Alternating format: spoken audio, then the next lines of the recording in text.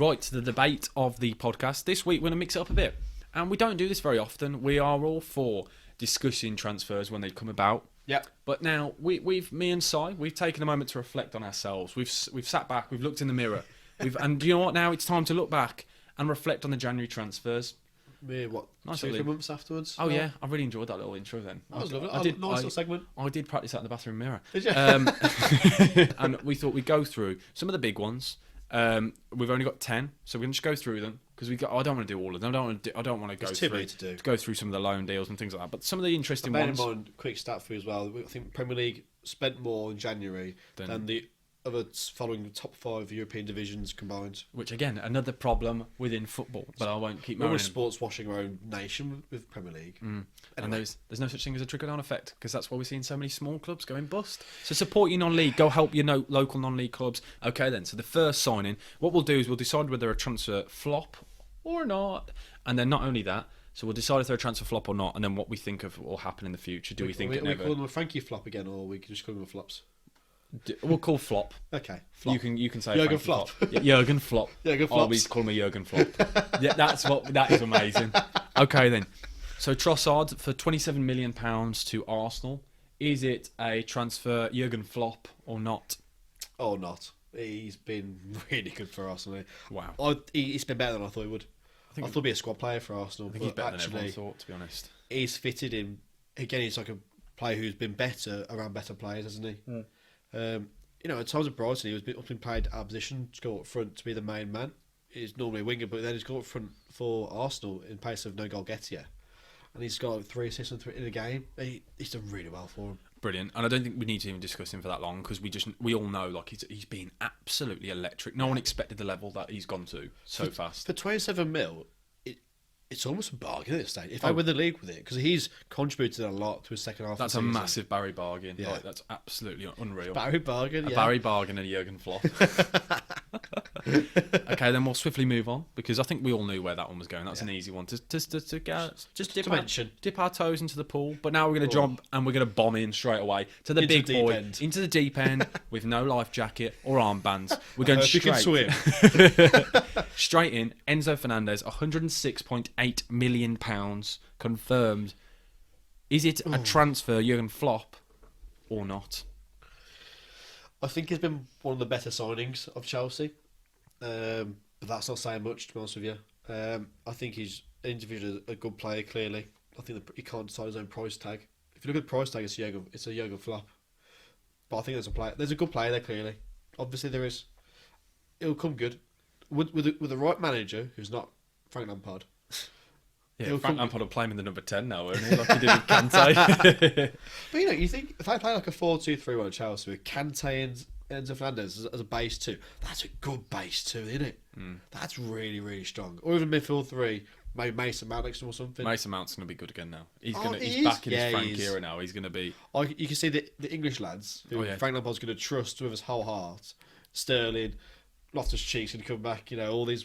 Ben Chilwell's going to be great. Reece James is already fantastic. Raheem Sterling will be great. It's going to work out. It's going to work out for Chelsea. Yeah. English players. It's going to sack off Mudryk. I'm certain of it. I think he's not going to make a squad. Well, don't worry. We'll get on to him in a minute. Don't you worry. Let's not jump the gun. But so are we saying that he's a Jurgen Flop or not? A current Jurgen Flop. Who will come good. You think he'll come good? I think he'll come good. I really do. I think he's, as you said, he's a good player and you can see that he's got the ability to. And I just think at the moment he's come in at such a difficult point at time within Chelsea. And we see the thing I find bizarre about the whole Enzo Fernandez thing. When a player usually signs for a big club like that, they slowly push them in and feed them in. Whereas Enzo Fernandez signed and was playing within 2 days. Like he has had no chance to just slowly. So who else is going to start ahead of him? No, I know. But Kante was injured at the time. Kovacic wasn't on form, and Jorginho obviously left. Oh no, I agree. I completely agree with what you're saying. But that's not his fault. I get that, but I just feel like he has been unlucky the time in the era he's come in because he's just been like lobbed into an absolute like the most toxic environment. He's also probably laughing because he's on an 8-year contract on $300,000 a week. Yeah, so he's up to bother really. I was going to say he won't be complaining, but I probably agree with that. I think he will come good. So the next one then, Mudryk for £88.5 million to Chelsea. Is he a Jurgen Flop or not? How big of a Jurgen Flop can a Jurgen Flop be? because he is catastrophically bad. That sounds like a school rhyme. How big can the Jurgen flop the Jurgen flop? Seashell, like seashore. But no, I completely agree. Honestly, the biggest Jurgen flop there is. I'm not saying he had a good 10-minute spell against Liverpool in his debut. Since then, has anyone seen anything from him? No. I don't know if it's the sort of play that Chelsea trying to do, or the formation, or if he's just terrible. I can't. Shakhtar, where's he come from? Shakhtar, yeah. They are laughing.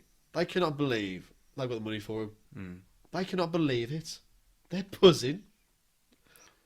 Poor.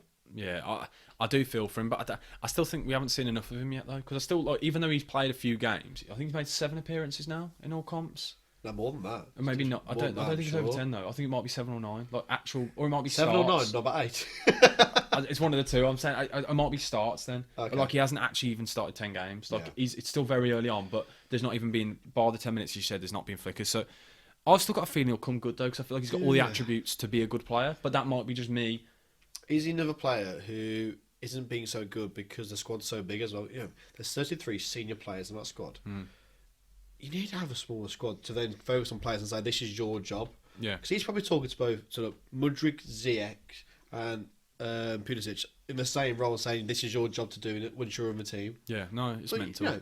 you know, I've got no idea. Or even the English captain from PSV, Yeah. who's also right winger, isn't he?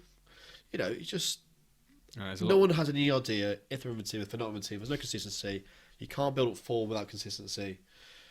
But currently it's Frankie Flop. Yeah, no, I'd probably agree with that. Okay, next one. Cody Gakpo, £45 million to Liverpool. Is he a Jurgen flop or not? Jurgen Flop, for me. I think he had a good game against Man United. He scored about 3 consecutive games, didn't he? Other than that, I've not seen much from him at all. I thought he was awful against Wolves when they came to Molyneux. He was terrible. I've not seen much from him either since then. He had all this hype, had a great World Cup. I don't think he's improved Liverpool. I think the most difficult part for him as well is the boots he's having to fill. Yeah. Like you must be gutted knowing like you've come into a club that are losing Bobby Firmino, no Mane, Who has still outscored Punez. It's crazy, isn't it? But like you look at that squad and he's going into a front three that has still got Salah, but arguably one of the best front threes in Premier League history, and he's been thrown in, and he's been thrown in instantly, and everyone's expecting results. Like again, I feel like it's a difficult time. No time to adjust, is it for him? But I expected more as well for £45 million. The price tag, the expectation, the fact they took him off United, like it had a great story to it. But also, you think same time last year, Luis Diaz came in, hit the ground running. He starts ahead of Cody Gakpo. So, as soon as he's back from injury, he starts. And again, Jota should start ahead of Gakpo. Yeah, no, I'd agree with that. I think Jota's a great player. I love Jota. I think Diego Jota's one of the... He's great, isn't he? There's talks about they might send him in the summer. That's just ridiculous. And I can't... I mean, if Diego Jota, it's my plea for you. If you go back to the Wolves, you'll be loved forever. That's embarrassing, by the way. Please come back, because I miss you every day. That's like earlier, when I said about the lad who's had a couple of drinks who keeps going back. That's like the streets, cry eyes, mate, sort of soundtrack behind it. Scott Parker. Honestly, he was so good for Wolves. We let him go too soon. But again, this is not. We've had some very weird mentions today. I never thought we'd have Sai crying into the camera asking for Diego Jota to come back. I mean, he's going to go to another Champions League club. He's having great nights. He's listening to the Beatles right now. He's in Liverpool, living it large, and you're asking him to go back to the Custard Bowl. He's like, absolutely no chance.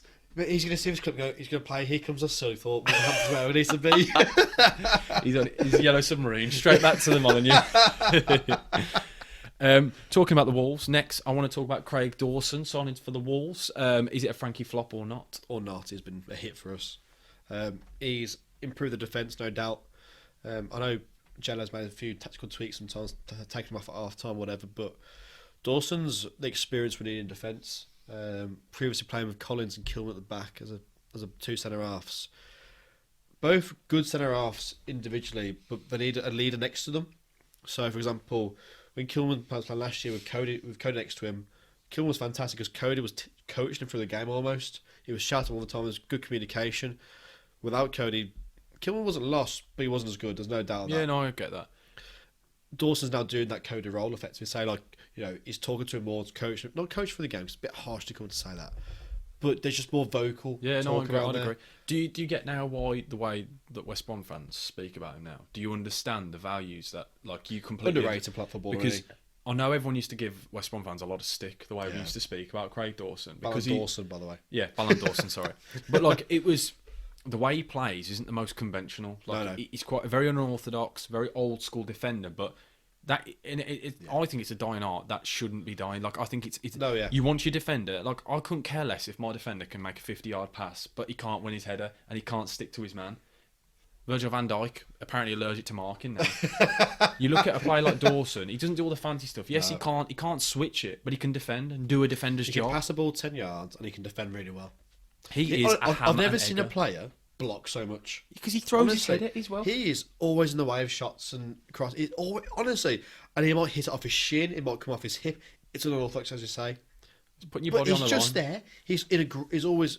He knows where he needs to be at all times, and the ball just hits him. No. And I'm all for it. I love him. For 3.3 mil, that's a bargain. And the fact that I still say I love him, and the fact he's at the Wolves, that's how much it hurts. My favourite thing I did see when we signed him was an Albion fan who added him on Twitter saying, "Thanks, Dawson, you've ruined my son's mascot photo." And he puts it down. Yeah, I've seen that. That's brilliant. That is. And I thought, yes, absolutely excellent. That is. That is quite good. Okay, then. He's been really good for Wolves. Yeah, again, that's one of the easy ones. The next one, I think this is one that's quite questionable. I think this could be an interesting chat and discussion. So the next signing, Danny Ings, 15 million, joining West Ham from Aston Villa. Is it a Jurgen flop or not? It's a Jurgen flop for me. He came out the other day saying he's never found it so easy to merge into a new team. But then he's hardly scored. He's not exactly pulled him out of the relegation, has he? If anything, they're more in relegation battle now than they were when they signed him. He doesn't look like a West Ham player. When I watch him play, he does not fit that system to me. But what's the West Ham way? I'm not saying the West Ham way because I don't like that either. But when you look at a side, and I know it sounds like a really easy cop out of what to say, and there are certain clubs that need a certain type of striker with the way they play. So you look at Liverpool, you need a technically gifted footballer. Doesn't need to be a bagsman because you've got... You can drop deep, you've got wingers, you've got wingers, you can score. Whereas West Ham, I think they look most effective when they have Mikel Antonio up top because he's up top on his own. You've got to be big, you've got to be a bit of a bully, you've got to be fast, you've got to be able to hold the ball up to allow the rest of the team because they play so deep under David Moyes, and David Moyes has always done that. Yeah, that's his way. Get the ball long and get people around him. Whereas Danny Ings doesn't fit that. It doesn't for me suit the system. You look at the good David Ings. It's his brother. He's not as good, David, isn't he? You look at the good David Moyes sides. Had a Q built from Everton. Had a niche built from Everton. Cahill, yeah. Players who win the ball. Were good at holding ball up. And I thought Scamacca looked like a half-decent player at the start of the season. He scored a few goals. And I thought he could be not the answer, but maybe the answer, the step forward for West Ham. He's gone off the ball completely. Considering his size, I'd say Scamacca, bearing in mind, he's quite a big player, he's quite wide. He might be the worst footballer I've seen with just general hold-up play, considering his size. Yeah. Ben White scored, 22 goals last year in the Serie A. Come for big money. Very big money. And he started off really well. And at the first couple of games, I thought, this guy looks serious, but I don't know what it is. It just doesn't work. Arnautovic was a great striker. Yeah. That was the name I was thinking of at West Ham. No, you are right, because the move that Moyes did as well, wasn't it? From winger to striker to the main man, suited him perfectly, sorted him out. It was the brute. He didn't have to track back and defend. Suited him perfectly. Yeah, and then Man United went calling, tried to sign him. That story still is unbelievable, isn't it? Yeah. Anyway, but I think Danny Ings doesn't suit West Ham. It's not working for me. No, I agree. But then saying that, he could score 5 goals in the last 6 games and keep them up. He could. He could. He could. But that would be a very Danny Ings thing to do. Yeah. No, I think he's a flop, and I don't think it'll work out. As much as I did originally, now I've watched it with my own eyes, giving it the old eye test. Just doesn't suit. Honestly, no, I think West Ham are cack though. I've said it before. Did I not say they were getting relegated? I just stuck with it. Bowen's way off the ball for what he was last year. That Newcastle game, man. Oh. Flappy-Ansky, by the way. Flappy-Ansky, sorry, I didn't give you a mention. How long have I said he's the most overrated keeper in football? He's so bad. He's dreadful. I think There's a reason why it never worked at Arsenal. Yeah. And he's about 55 now, and he seems to have been around for about 20 years. And he's got the nickname of Flapiansky for a reason. At Arsenal, he did, yeah. I think he was very consistent at West Ham for a good few years. Consistently and average. At Swansea, but then look at Ariano got on the bench. One of the highest paid. He's on 100k a week, whereas Fabianski's about 60k a week. It's like, well, that makes no sense to have your sub-keepers earning more. But also, he's your keeper for the future. Well, why isn't he the main man? Especially when you've got Flapiansky getting assists for Isaac. Yeah. That's awful. Anyway, the next one. And Ben Rama's cack as well. Ben Rama, we've said it before. Don't get him. Well, I did if you want to dive back, I did a video on how that transfer would never work out on my YouTube. One of my very first videos where it's a lot of tactical analysis of him at Brentford. So go back and watch that video. It's one of my only calls I ever got right. It's like me, I'm so hold on to my Morocco call the World Cup in underdogs. Yeah, and all of us saying that Mitrovic wouldn't even get 6 goals. The next one, João Felix to Chelsea as a loan deal for the £8 million, supposedly. Is it a transfer flop or not? Chelsea fans will say it's a hit, won't they? Because I think he's been one of the best signings. But still, has he actually improved a side? Like, he hasn't scored much, hasn't assisted much. I'd say he's the only player who looks decent in that side, other than Enzo. I think Enzo's looked pretty good, but I do think João Felix has carried that team. Like, it's been quite a lot of unlucky moments where like he seems to be finding the post or the crossbar and like little moments. That's how good of a player you are, though. Sure. No, if you're a player who cost 110 mil when you were younger, he should be scoring that as a forward. I agree, but I just think it will click. It's going to. But it's a loan deal. It can't click until next year potentially. If it doesn't click till next year, is a Madrid player again? Yeah, he's going back to Madrid because Diego Simeone didn't like him. And he's off, isn't he, in the summer? That's why he just wants to get rid of him. He'll go back to Atleti. I think he'll go to Chelsea on a permanent. There's loads of stuff about that. But then it's going to cost a lot of money. Well, supposedly what I've been reading is Mason Mount's leaving. I've seen these links, yeah. And João Felix. And even Liverpool fancy Mason Mount, which I think makes a lot of sense. And United, both of them. I could see him at either. He'll play for Big Six club, definitely. So you saying it's a transfer flop then? I think he's probably the best transfer Chelsea have done in the summer, in January. But I still don't think it's a hit. Yeah, no, I know what you mean. So I'm going Jurgen Flop. Okay, yeah, okay. Well, no, there's hardly any goals. There's no assists really going on. The team has got worse since he came in. Yeah, no, I'd probably agree with that. It's a bit harsh, but I'd definitely agree. Now to the last 3 transfers. Next, I want to talk about Anthony Gordon, 45 million to Newcastle. Transfer flop or not? He doesn't start many, but I think he's improved the bench, hasn't he? Yeah. For me, it's a hit. I think he's also going to get better at Newcastle. It's the one transfer where you can see they're slowly going to like just bed him into the side. Like it's going to take time, where they're not rushed it. Whereas a lot of these, they are. He came on against United, didn't he? Yeah. And I thought he did really well when he came on. I didn't really rate him before he went to Newcastle. I thought he was just a high talked about English winger who's made much for Everton. But I think it also emphasised how bad of a side Everton are. Yeah, no, I get you. I think it's going to come good. Yeah. In fact, it's come good now. We're going to get Champions League. I'm thinking that now. I'm now set on Newcastle. We'll get Champions League as well. Yeah, definitely. And I think it's going to get better. Going to keep improving. Yeah. It's going to keep Sam Maximin out of the team soon. Yeah, I'd agree with that, definitely. But not Jacob Murphy. Okay. And the next one, Badiashile to Chelsea. Transfer flop or not? Or not for me. I think he should start more. I like him. Go on, sorry. I think he's been brilliant. Yeah, I think he's really. I don't think anyone expected him and Thiago Silva and to be playing next to Thiago Silva and to get the experience, to gain the experience, because he wasn't supposed to. Well, the whole point was it was a long-term project. Like he's been getting a lot more minutes than they expected because he's a great player and a left-footed centre back. Yeah. Unreal. There's something lovely about left-footed centre half. But it works, doesn't it, with a left-footed and a right-footed player because you can pass out from the back a lot faster, a lot better. Like Dawson and Kilman. How you've compared them to... Honestly, how you've done that, I don't even know. But as a back three, though, you got him on the left, Thiago Silva on the centre, and then, part before putting Reece James in that right centre half, which was a ridiculous decision. But still. But like even, you got Koulibaly and Badiashile, yeah. Badiashile, I was getting his name wrong. Badiashile, if he might be a bit raw, but just play him. Yeah, no, I agree. You're playing for nothing this year now. Give him the experience. If I was Chelsea almost, I'd now be saying, right, you got 33 senior players, pick your 22 senior man squad and stick with that last 9 games. Yeah. Just work with those. The other lot can go away. Ziyech can go, Pulisic can go. All these other players, needs to leave now. You need to leave him to a side. You can't keep all his players happy. No, I agree. He's got to do a fine line. Just go, I don't think you lot can cut it. Yeah, no, I agree. Definitely.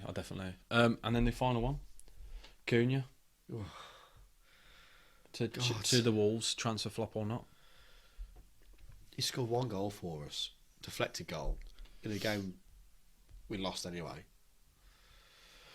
He shows glimpses of a really talented player, but he's a transfer flop, isn't he? For 43 million as well. 43 million for a striker to score 1 goal. I looked at it. When you need a striker, like you're desperately crying out for a guy to just bag. That's all you need, just a goal scorer right now. And he was supposed to be the man. This just happened. But also, I know XG stats, you can look at them and say what you want about them. We don't create chances for our strikers. No. I was a bit astounded because I thought the new player of J-Lo, we're playing better football, we are. We just aren't creating chances still. I don't know what we need to do differently still. He's changed the way we play, but we're still not creating the chance that we need to. Or clear-cut chances is probably the better way of saying it. Definitely. No, I know what you mean.